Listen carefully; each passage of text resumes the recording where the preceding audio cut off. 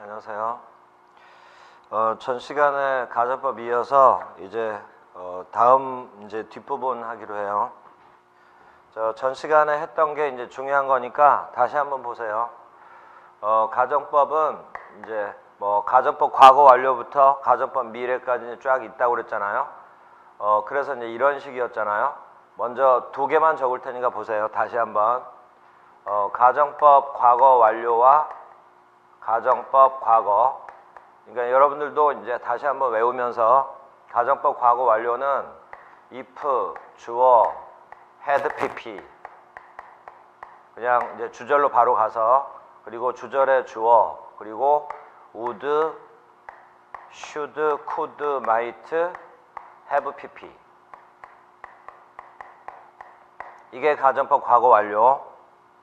다음에 가정법 과거 if, 주어, 과거 동사, 비동사 할 때는 무조건 were. 그리고 이제 주절에 주어 다음에 would, should, could, might, 동사 원형. 이게 이제 가정법 과거. 그리고 이렇게 화살표, 요게 혼합가정법. 이렇게 이제 배웠잖아요. 자, 이제 지금 이 시간에 추가로 배울 건 특수가정법이라고 하는 건데, 특수가정법에 지금 책에 두 개를 적어 놨거든요. 그런데 이제 하나는 좀 더 쉽게 할 수 있으니까 그건 빼고 중요한 것만 하나만 집중해서 들어봐요. I wish 가정법이라고 있는데, 이건 뭐냐면 I wish, 이게 이제 말 그대로 주어 동사예요. I wish 뒤에는 가정법이 온다. 그런데 우리 전 시간에 가정법 과거 완료부터 가정법 미래까지 종류가 쭉 있었잖아요. 그 중에 I wish 뒤에는 가정법 과거 완료나 가정법 과거만 올 수 있어요. 가정법 현재나 가정법 미래는 오면 안 돼요. 자, 그러면 일단은 이제 이렇게 외워놓은 다음에, 그래서 이제 문장이 끝났잖아요. 그럼 이제 이거 해석할 때는 어떻게 하냐? 이렇게 해요. 뭐뭐라면, 바로 이 부분을 여기 if절 해석하듯이 뭐라면 뭐 할 텐데 이랬잖아요. if절을 뭐라면 이렇게 해석했죠. 그런 식으로 여기 부분을 뭐라면 I wish, 이렇게 뭐라면 좋을 텐데 이렇게 해석하면 돼요.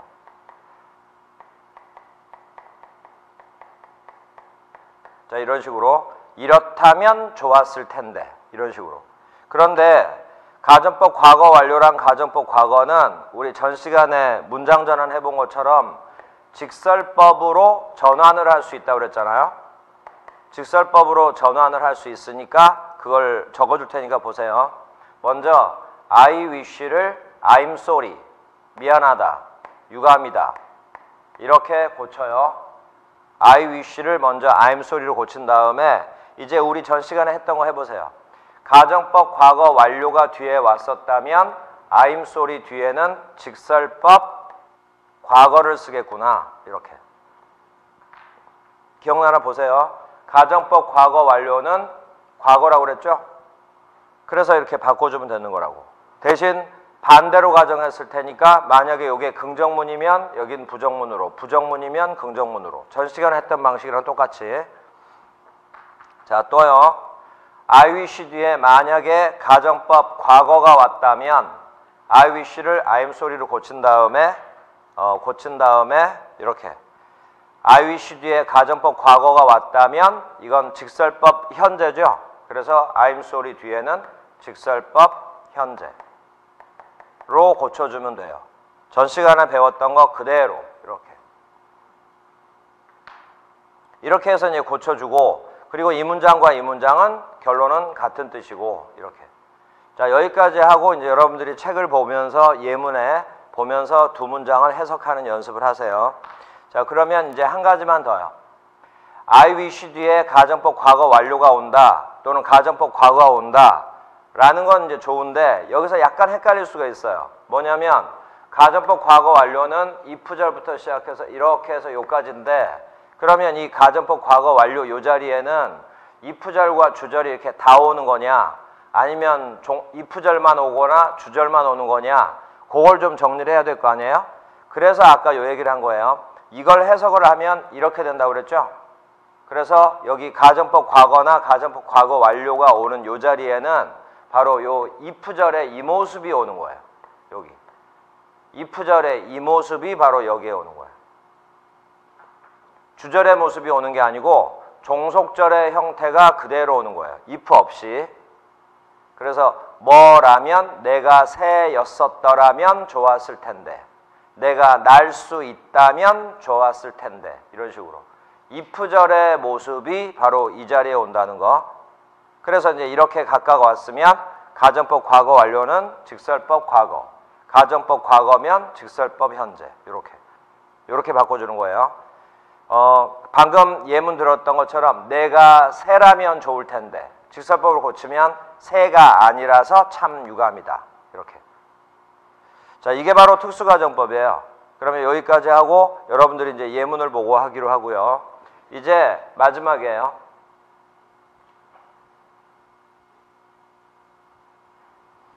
뭐냐면 가정법이 이제 변형이 될 때가 있어요. 어떤 변형이냐면, 그래서 지금 이걸 한 번 더 적어놨었는데, 가정법의 원래 모습은 이렇게 if절이 나오고 그 다음에 이제 주절이 이렇게 나오고, 그리고 이거 부사절이기 때문에 주절 앞에 와도 되지만 이 if절은 주절 뒤에 와도 상관없어요. 대신 똑같은 형태로. 그래서 이제 그런 정도의 변형은 이제 이미 알고 있는데, if절이 변형이 될 때가 있어요. 먼저 첫 번째, 이 가정법에서 요 if 있죠. 이 if를 생략을 할 수 있어요. 요게 이렇게 생략이 가능하다 이 말이에요. 근데 생략을 하고 그냥 놔둬버리면 문장과 문장이 접속사가 없는 상태에서 하나의 문장이 되고 있으니까 틀린 문장이 되거든요. 자, 그래서 if를 생략을 한 다음에 if가 생략됐다는 것을 나타내 줘야 돼. 그래서 어떻게 해야 되냐면 이 if절 있죠.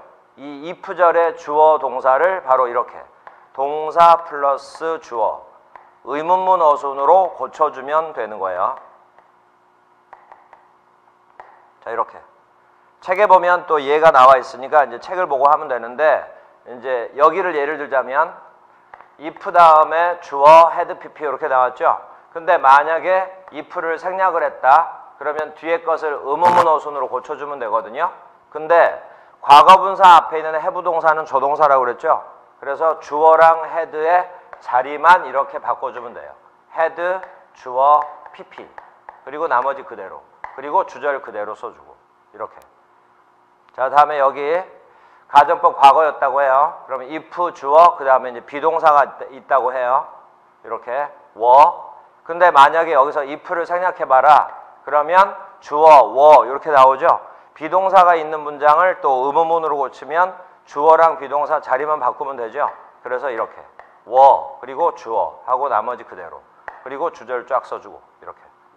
그래서 if절의 변형 중에 첫 번째가 바로 이거예요. 한 번만 더. 가정법에서 if는 접속사 if는 생략이 가능한데, 생략을 하고 나면 이 종속절의 이 부분을 의문문 어순으로 고쳐준다. 이렇게. 이게 첫 번째. 자, 이제 두 번째. 이제 두 번째는 조금 더 신경 쓰셔야 돼요.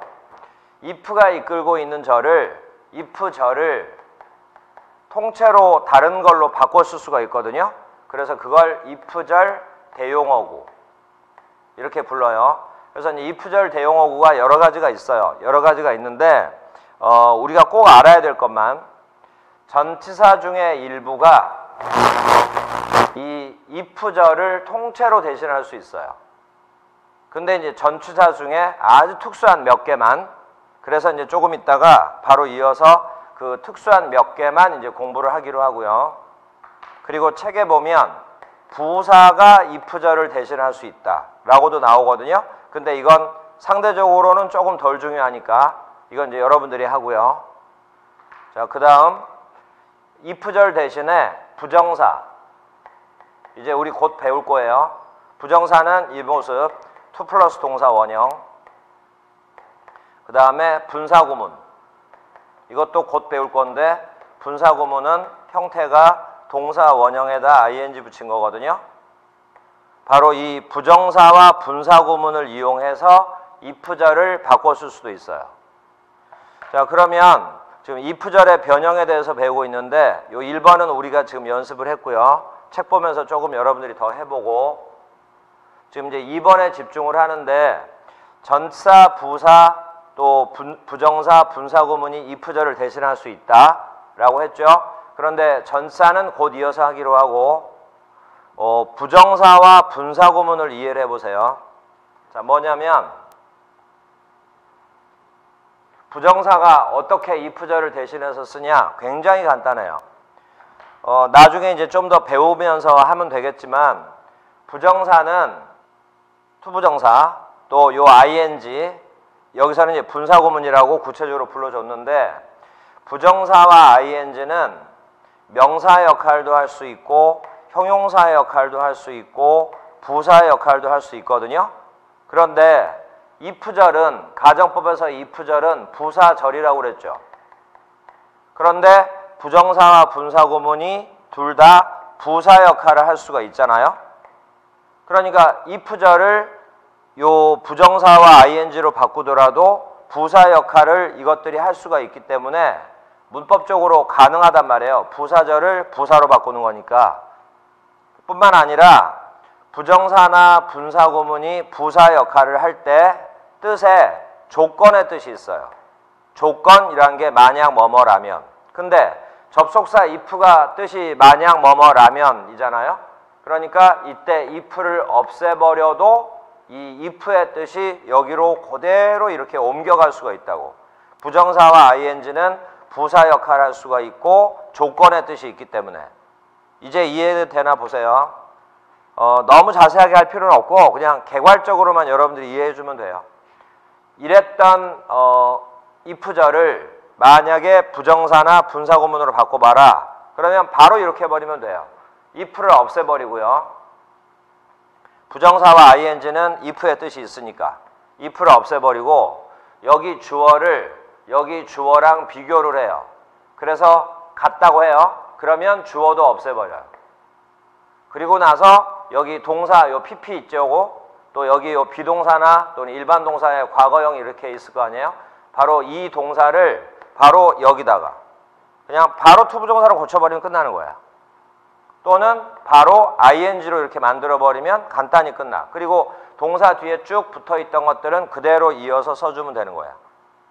자, 한번 그냥 요걸 예를 들어서 적어줄 테니까 보세요. 이랬던 이제 요 가정법 과거였다고 해요. 이랬던 가정법 과거를 if절을 부정사로 고치는 걸 예를 들어 줄 테니까. 그럼 분사구문은 뭐 ing로만 바꿔버리면 되는 거니까 부정사만 집중해서 이해해봐요. if를 생략을 하고 주어가 같은지를 비교를 해. 그래서 같으면 생략을 하고 그 다음에 여기에 이제 과거동사 있죠. 이 단어를 바로 이렇게 투부정사로 써버리라 이 말이에요. 만약에 we였다면 이렇게 to be. 그리고 뒤에 쭉 붙어있는 것들은 하나도 빠뜨리지 말고 그대로 써요. 그리고 나서 또 주절 그대로 써주고 이런 식으로 이렇게 바꿔 쓸 수 있다 이런 얘기예요. 자, 근데 여기서 이제 명심해야 될 게 있어요. 부정사나 또는 이제 이걸 ing로 바꿔버리면 이제 이렇게 부르면 되는 거예요.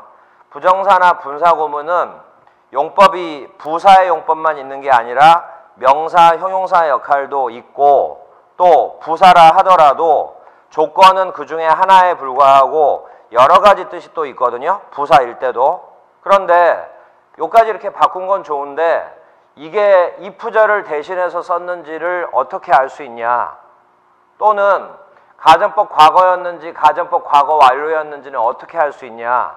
이것도 이렇게 투부정사, 이것도 투부정사 이렇게 고쳐버릴 텐데 가정법인지를 어떻게 알 수 있고 또 알았다 하더라도 종류는 어떻게 알 수 있냐. 이게 관건이죠.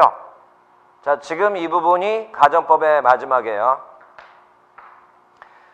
이랬던 if절을 부정사나 ing로 바꿨다 하더라도 또는 전사나 부사라 바꿨다 하더라도 if절 대신에 썼다는 것을 금방 알아낼 수 있어요. 뿐만 아니라 가정법의 종류도 알아낼 수 있어요. 뭘 보고 알아내냐면 지금 이 설명을 놓치면 안 돼요. 바로 이것들이 if절 대신에 썼다는 걸 알 수 있는 힌트가 바로 이거예요. if절이 이렇게 변화가 되는 거지 주절은 그대로 쓰죠. 그리고 주절에 바로 이 모습 그대로 나와 있죠. 주절에 그 모습 이대로 나와 있잖아요. 그러니까 이것만 보더라도 아 이거 가정법 과거 완료구나. 이것만 보더라도 가정법 과거구나. 금방 알 수 있잖아요. 이렇게 하는 거예요. 이게 있기 때문에 이게 if절을 대신했구나 는 거를 알 수 있고, 그러니까 가정법을 변형시킨 거구나, 형태만 바꾼 거구나 라는 걸 알 수 있고, 또 이 모습과 이 모습을 확인을 하고 나면 가정법 과거 완료였겠구나, 가정법 과거였겠구나가 금방 드러난다고. 자, 정리해 줄 테니까 보세요. if절 대용어구로 이렇게 바뀌었을 경우에 어떻게 가정법인지를 알며 가정법인지를 어떻게 알아내며 알아냈다 하더라도 종류는 구별을 어떻게 하냐. 자, 여기가 핵심이에요.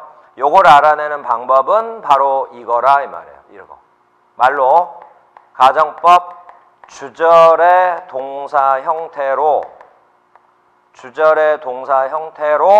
가정법인지도 알 수 있고 종류도 구별할 수 있다, 이런 얘기. 그러면 이제 우리 전 시간에 맨 처음 시작하자마자 가정법에서는 꼭 암기하고 들어가야 된다 라고 해서 표를 하나 이제 얘기를 해줬잖아요. 그 표가 가정법의 공부의 반 이상이라고 한 얘기가 이렇게 되는 거야. 요걸 정확하게 외우고 있다면 요걸 힌트로 삼아서 if절이 이렇게 변한 거구나 라는 거, 그리고 종류까지도 완벽하게 알아내는 거예요. 자, 이게 핵심이에요.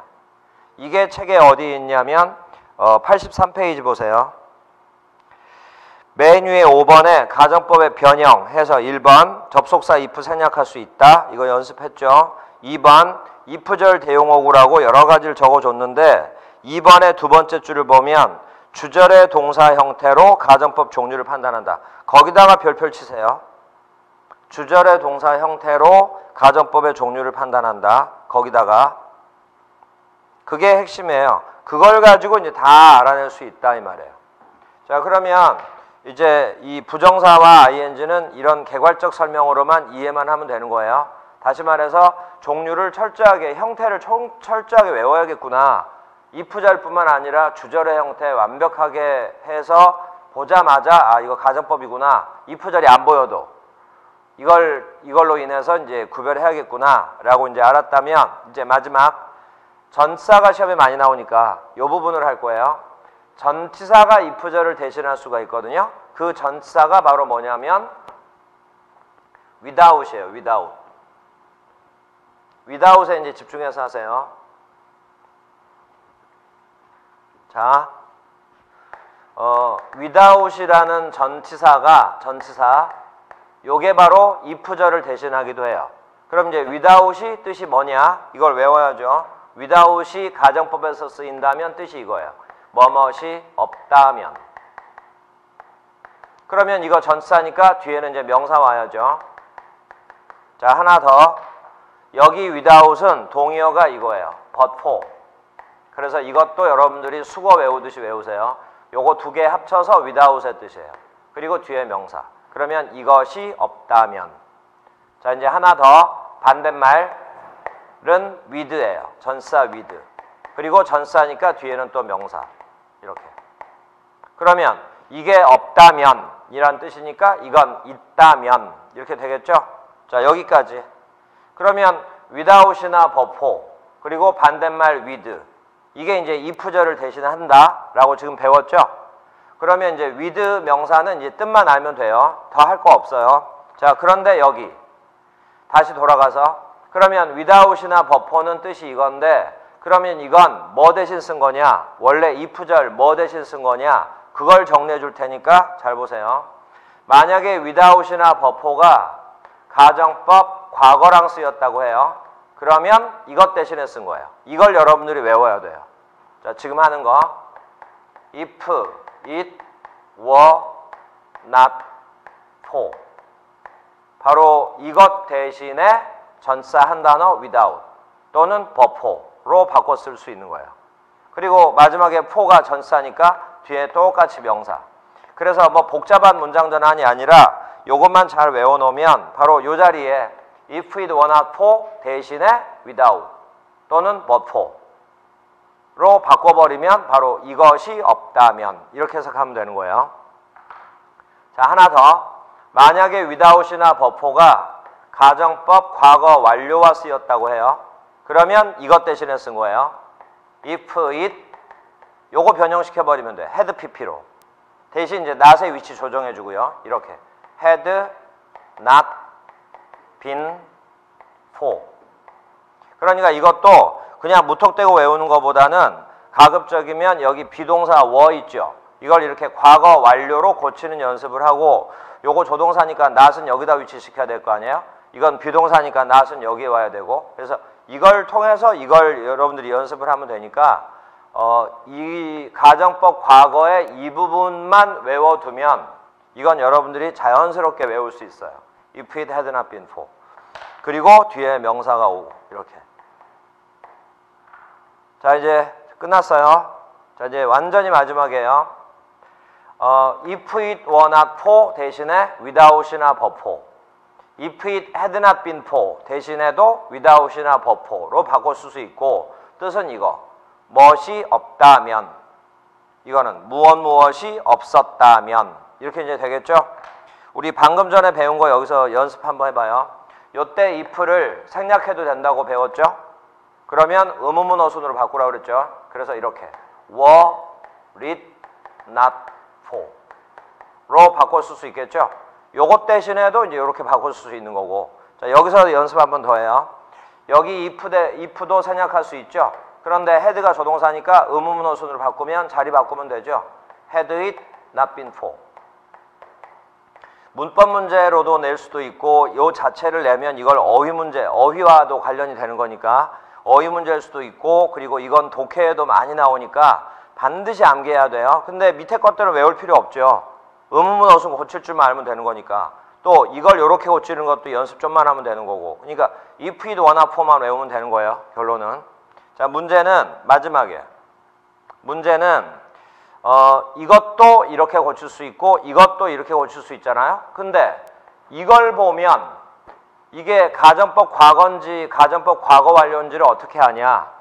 가정법 과거인지를 알아야 이렇게 고치고 가정법 과거 완료라면 이렇게 고칠 거 아니에요. 그러면 이걸 보면 가정법 종류가 딱 드러나지만 이걸 보면 가정법 종류를 알 수가 없잖아요. 그러면 이걸 어떻게 이렇게 고치는지 이렇게 고치는지를 어떻게 하냐. 그게 이제 우리 수업의 마지막이에요. 이걸 보고 가정법 과거인지 아니면 가정법 과거 완료인지를 알아내는 방법이 뭐냐? 잘 생각해 보세요. 이걸 보고는 알 수가 없어요. 바로 이거. 주절의 동사 형태를 보면 이렇게 나오면 가정법 과거 완료. 이렇게 나오면 가정법 과거. 바로 이걸 보고서 가정법 과거인지 가정법 과거 완료인지를 구별할 수 있는 거예요. 방금 전에 책에다가 별표 친 가정법의 주절의 동사 형태로 이거냐 이거냐가 간단히 구별이 돼버린다고. 그래서 만약에 가정법 과거였다면 without이나 but for 대신에 이렇게 바꿔 쓸 수 있고 주절을 봤더니 would, should, could, might, have, pp 나왔으면 가정법 과거 완료죠. 그러면 바로 without이나 but for를 이렇게 바꿔 쓸 수 있다 이 말이야. 자, 여기까지가 가정법이에요. 그래서 수업 시간에 해줬던 내용을 위주로 여러분들이 공부를 하고 이렇게 해주지 않은 부분들은 그냥 좀 가볍게 넘기세요. 첫 번째 진도를 할 때는 해준 것 위주로만. 그리고 이제 나중에 여러분들이 다시 복습하다 보면 수업했던 내용은 조금 더 이제 명확하게 들어올 거니까 수업을 안 했던 내용들은 좀 가볍게 이런 것도 있구나. 그리고 해석하는 연습 정도만 해 나가면 여러분들 시험은 충분히 할 수 있으니까 막 너무 어려운 거 가지고 설명 안 해준 거 가지고 막 파고 들어가거나 다시 이유를 따져보거나 이렇게까지 할 필요도 없어요. 해주는 것 위주로만 하세요. 자, 그러면 이 시간까지가 가정법은 끝났고 이제 다음 시간에는 84페이지 수동태를 배울 거예요. 자, 여기까지예요. 수고했어요.